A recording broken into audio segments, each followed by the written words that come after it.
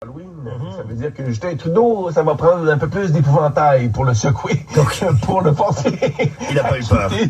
Il n'a pas eu peur de ses députés.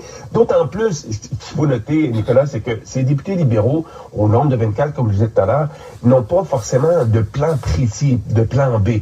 Ils n'ont pas de champions qui portent leur cause, qui pourraient faire pression davantage sur Justin Trudeau. On semble un peu y aller chacun pour soi, bien qu'on soit unis dans le désir de voir Justin Trudeau, on n'est pas forcément unis dans la façon de procéder par la suite. Donc, quel est le plan B de ces députés dissidents? C'est un peu un grand mystère. Ils sont un peu dans le brouillard. À mon sens, il y a 4 options qui s'offrent à ces députés. 1, soit de siéger comme député indépendant. 2, soit de voter contre le gouvernement lors d'un prochain vote de confiance qui pourrait forcer la tenue d'élections. 3, peut-être décider de rentrer dans le rang, donc c'est une autre option. Et la dernière, je vous dirais, c'est peut-être de ne pas se représenter aux prochaines élections. Donc on verra la suite des choses, mais visiblement, M. Trudeau n'a pas l'intention, il l'a dit et répété sur toutes les tribunes, il l'a dit en privé et que sa décision était finale. Il faut passer à autre chose, a-t-il dit à ses troupes hier lors de la réunion du caucus libéral. Oui, et cette autre chose, ben justement, les stratèges libéraux veulent tourner la page et commencer à préparer la prochaine campagne électorale. Et voilà, donc hier, il y a eu d'ailleurs une présentation du nouveau directeur de la campagne nationale, Andrew Bevin, qui était l'ancien chef de cabinet de Christopher Luxon, ministre des Finances, mais aussi a été un proche collaborateur de l'ancienne première ministre de l'Ontario, Kathleen Wynne. Donc, il a vu neiger, M. Bevin, et il a fait donc cette présentation, et on a annoncé aux troupes, aux députés, qu'il y aurait une campagne publicitaire qui serait bientôt lancée pour tenter de redéfinir l'image de Pierre Poilievre auprès des électeurs. Donc, ce sera à surveiller. Bientôt, on aura des annonces libérales qui vont concurrencer les nombreuses annonces du Parti conservateur au cours des prochains jours sur les ondes, soit sur les médias sociaux ou encore même sur les réseaux de télévision, donc à suivre. Mais visiblement, on veut se pencher sur la prochaine campagne électorale. Il faut le faire parce que le compte à rebours est commencé, même si on ne prévoit pas la chute du gouvernement au cours des prochaines semaines. D'accord. On l'a dit, 2 ultimatums auxquels faisait face Justin Trudeau en début de semaine, celui de l'interne, maintenant celui venu de l'externe. De la part du Bloc québécois. Il a une semaine occupée. Alors mardi, c'était la date limite fixée par le chef du Bloc québécois, Yves-François Blanchet, pour que le gouvernement Trudeau adopte 2 projets de loi. Un pour bonifier 10% la pension de vieillesse pour les personnes âgées de 65 à 74 ans et l'autre pour protéger le système de gestion de l'offre. Et le gouvernement Trudeau n'avait, je le dis, jamais l'intention d'accéder aux demandes du Bloc québécois. Non, ça c'était clair dès le jour où le Bloc québécois avait annoncé ses conditions, en parlant aux stratèges libéraux, en parlant aux proches collaborateurs de certains ministres clés du gouvernement. On nous avait dit qu'on ne pouvait pas accéder à de telles demandes, notamment celle qui touche la pension de vieillesse, même si c'est une mesure qui est très, très populaire auprès des Canadiens. Des sondages ont démontré que 74 ou 75% de la population appuyait cette demande du Bloc québécois. Eh bien, ça a un coût énorme, 3 milliards de dollars par année, et on n'a pas cet argent-là en ce moment, compte tenu du déficit qui est toujours aussi élevé, autour de 40-45 milliards de dollars en ce moment pour le gouvernement fédéral. Donc, on a d'autres priorités, d'autres mesures qu'on a vu financer et accéder à cette demande. Ça aurait été aussi, je pense, mal vu dans le reste du pays si le gouvernement Trudeau avait accédé à cette demande du Bloc québécois, un parti ouvertement souverainiste, il faut le rappeler. Donc, on aurait pu comprendre, on aurait pu dire que le gouvernement Trudeau devait sa survie un parti séparatiste. Ça passe pas dans le reste du pays. Donc, on a sûrement dit non, sachant qu'il y aurait une autre bouée de sauvetage qui se présenterait éventuellement pour assurer la survie du gouvernement Trudeau au cours des prochaines semaines. Et cette bouée de sauvetage, Nicolas, vous l'avez compris, c'est le NPD. Le chef du NPD, Doug Meeting, a indiqué qu'il ne voulait pas provoquer d'élection, il ne voulait pas faire le jeu du Bloc québécois qui aiderait le Parti conservateur de Pierre Poilievre à accéder au pouvoir avec des élections précipitées. Et ça aurait pour effet de,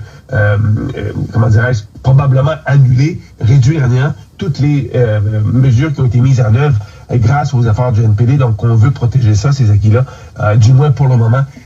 Qu'est-ce qu'il arrivera à l'avenir, ça on ne sait pas, parce que Pierre Poilievre ne s'est pas toujours prononcé sur certaines mesures qui ont été adoptées grâce à l'entente de soutien qui existait entre le NPD et le gouvernement de Justin Trudeau, qui a été déchiré, il faut le rappeler, en septembre par le Jog Meeting. Ben justement, depuis le mois de septembre, on parle d'élections fédérales qui pourraient arriver plus tôt que prévu. Ben là, il resterait quand même peu de temps pour provoquer des élections fédérales avant le congé de Noël. Oui, avant qu'on ait une campagne électorale qui chevauche la campagne de magasinage pour le temps des fêtes, la fenêtre se referme tranquillement. Je voudrais, si le gouvernement ne tombe pas d'ici 2 semaines, 3 semaines, je pense que cette fenêtre va être fermée. D'autant plus qu'à l'heure actuelle, ce qui se passe à Ottawa, c'est que c'est la paralysie totale en raison d'une demande, d'une motion de privilège qui a été déposée par le Parti conservateur qui exige la production de documents concernant une fondation qui a été abolie, mais au cœur d'une controverse sur la distribution de fonds à des entreprises qui œuvrent dans le secteur de la technologie verte. Et donc, le débat se poursuit. Et le débat est sans limite sur cette motion. Donc, ça fait pratiquement 5 semaines que les élus débattent de cette motion parce que le gouvernement refuse d'accéder à cette demande du Parti conservateur. Donc, le Parlement est essentiellement paralysé, fait en sorte que même si le Parti conservateur souhaite des élections demain matin, il retarde le dépôt d'une motion de censure qui pourrait être débattue parce qu'il retarde justement les travaux, paralyse les travaux parlementaires avec cette motion de privilège qui porte sur la production de documents du gouvernement. OK. Bon, on retient notre souffle, mais on comprend que tout pourrait changer. Donc, on vous fait confiance pour garder un œil là-dessus. Joël Denis, on va se dire à jeudi prochain, mon ami. Merci, Nicolas. Bonne semaine. Allez, au revoir. Au revoir. 7h20. Bon, voilà, donc vous avez certainement suivi, on a voulu faire passer cette conversation qui s'est passée entre guillemets, un journaliste spécialiste de la politique canadienne, donc qui est basé à Ottawa. Ottawa, c'est la capitale politique du Canada, on peut le dire comme ça. Et donc, un autre qui est donc animateur d'une émission, là, à la Radio-Canada.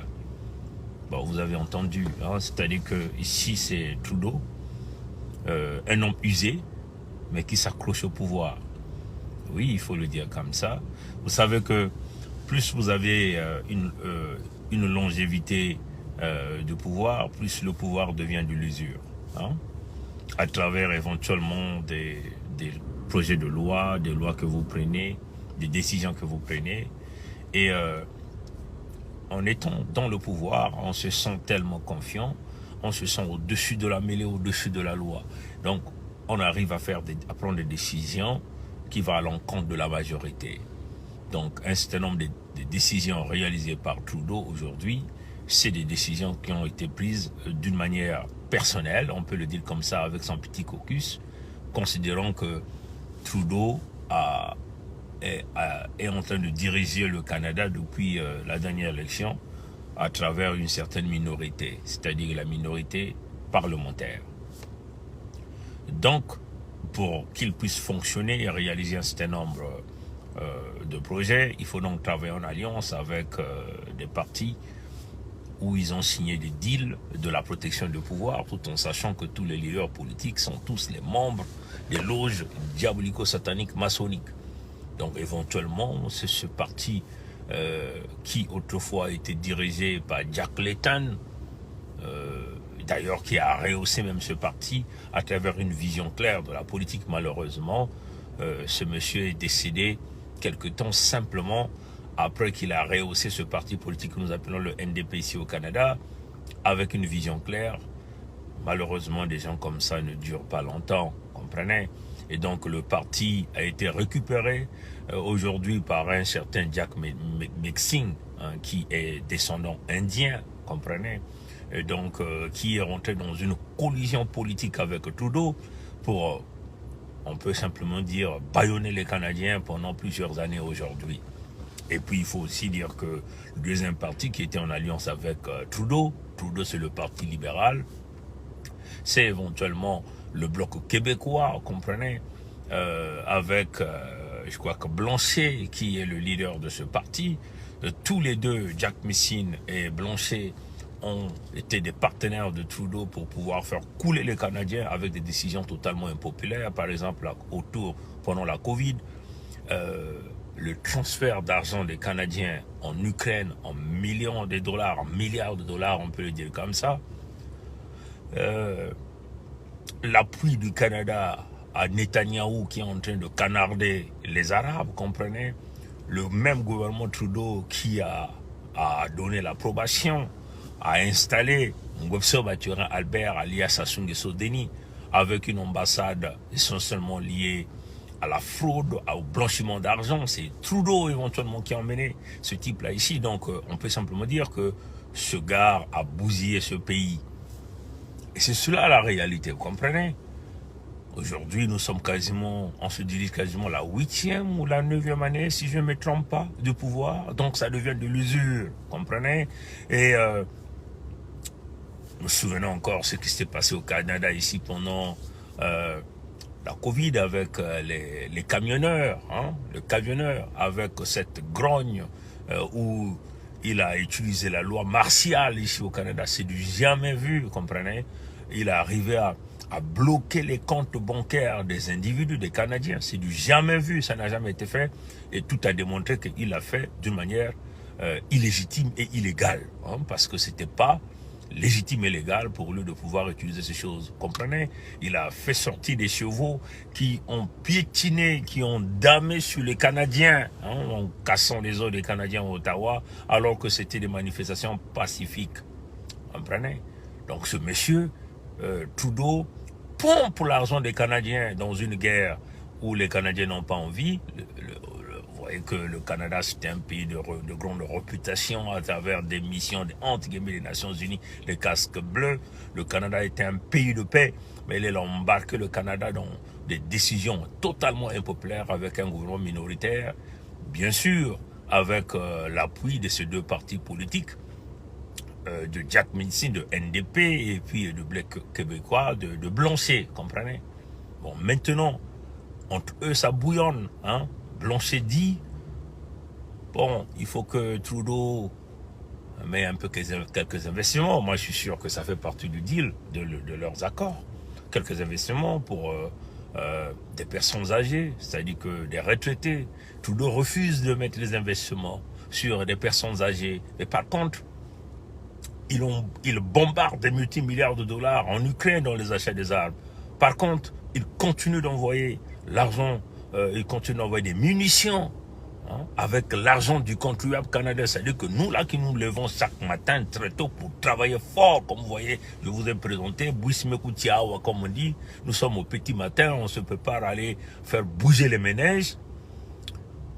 Il prend notre argent, il achète les armes, fabriquées par les industries du Canada, pour envoyer à Netanyahou, financer les Israéliens, des chômeurs en Israël, qui sont là des grands tueurs des Palestiniens, comprenez, payés par l'argent des contribuables canadiens et aussi des contribuables dans plusieurs pays d'Occident, comprenez.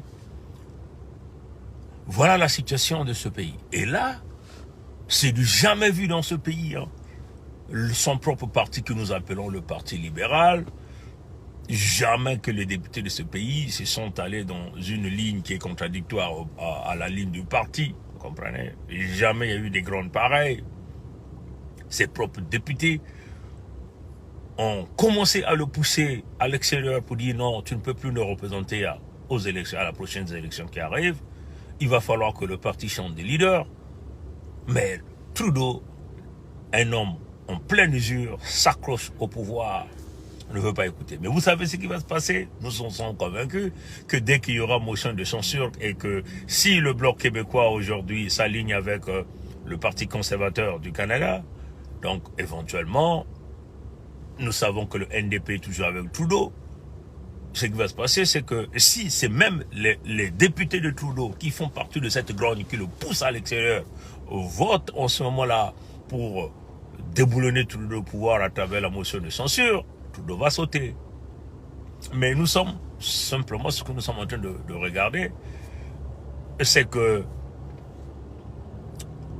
dans les jours à venir, le nombre de députés qui sont dans cette grogne, qui se rendent compte que même leur propre fonction, poste, hein, est mise à table, est mise sur la table, comprenez, et en danger, comprenez, n'auront pas de choix d'augmenter la mobilisation généralisée pour dégager tout le pouvoir pour qu'il ne représente. Parce que ce qui va se passer, c'est quoi? C'est que avec toutes les grognes et toutes les situations qu'on vient de vous expliquer, si les députés qui sont aujourd'hui dans le parti libéral dirigé par Trudeau ne dégagent pas Trudeau qui est devenu totalement impopulaire, il y aura donc un balayage généralisé sur l'ensemble du pays en détruisant carrément le parti libéral. C'est-à-dire que même ceux des députés libéraux qui pouvaient conserver leur siège au Parlement seront tous déboutés du pouvoir. Donc vous voyez que la politique est un animal qui se mange à froid et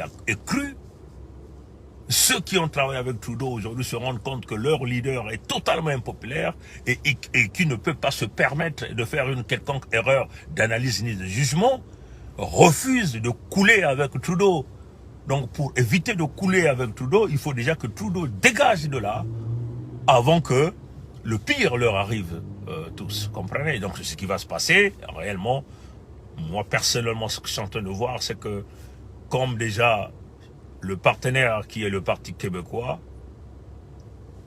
se détache déjà, la liste des nombres de députés qui ne veulent pas perdre leur fonction à travers leur population au niveau de leur circonscription de se faire débouter lors des élections prochaines à cause de leur leader Trudeau, vont forcément s'aligner d'une manière claire ou peut-être d'une manière anonyme à la motion de censure pour dégager Trudeau hors du pouvoir. Maintenant, ce qui va se passer, c'est que les courageux sont déjà sortis, sont déjà en train de le dire. Mais encore ceux qui sont derrière le background, qui voient déjà le mal venir de loin et qui refusent de couler avec Trudeau, ils disent non, moi je ne peux pas perdre ma fonction. Si Trudeau coule, il va couler seul, quand même que nous avons mangé avec lui, nous avons bu avec lui. Comprenez? Donc ils finiront par voter, sans pourtant de le dire d'une manière claire, voter dans l'anonymat pour dégager Trudeau du pouvoir dans les jours à venir. Donc, c'est une façon simplement de vous expliquer ce qui se passe ici dans ce pays. Mais pour moi, personnellement, si vous enlevez le diable du groupe A et vous mettez le diable du groupe B, c'est toujours le diable qui est aux commandes, comprenez? Donc, c'est la même chose. Voilà pourquoi, moi, personnellement, je ne participe pas à l'élection du diable. Comprenez? Je répète encore, je ne participe pas à l'élection du diable. C'est-à-dire que je ne donnerai jamais ma voix à qui que ce soit à une quelconque élection pour les mêmes patates pourries du même système. Comprenez? Moi, je pense plutôt à une révolution généralisée où les citoyens ordinaires prennent les commandes de pouvoir à travers un système organisé en mettant en place les principes révocatoires citoyens qui nous permettent de débouter un élu en espace de 6 mois après qu'il rentre en fonction dans le cas où cet élu n'est pas capable de pouvoir tenir à bien la véritable politique. Donc vous voyez que si par exemple il y avait un référendum révocatoire citoyen ici au Canada, dès que Trudeau avait mis en place la loi martiale, les quelques jours qui suivaient, il serait déjà mis hors du pouvoir. Le pouvoir c'est le peuple, le pouvoir du peuple par le peuple, ça signifie le respect, ça signifie la démocratie d'après eux. Donc un petit individu, on ne peut pas lui donner l'ensemble de pouvoir pour boulonner tout le monde. Comprenez? Congo kekile banzao, Congo kele kokoko kongritadi, kokoko kongritadi, kokoko kongritadi. Tono nanguli ambote, yaba colère vin, kake bansai. Tatanzami kubie kwa, bankoko babie kwa. Abuo, abu pia. Ye maton. Beno mlisa kilumbu ya mbote, maton.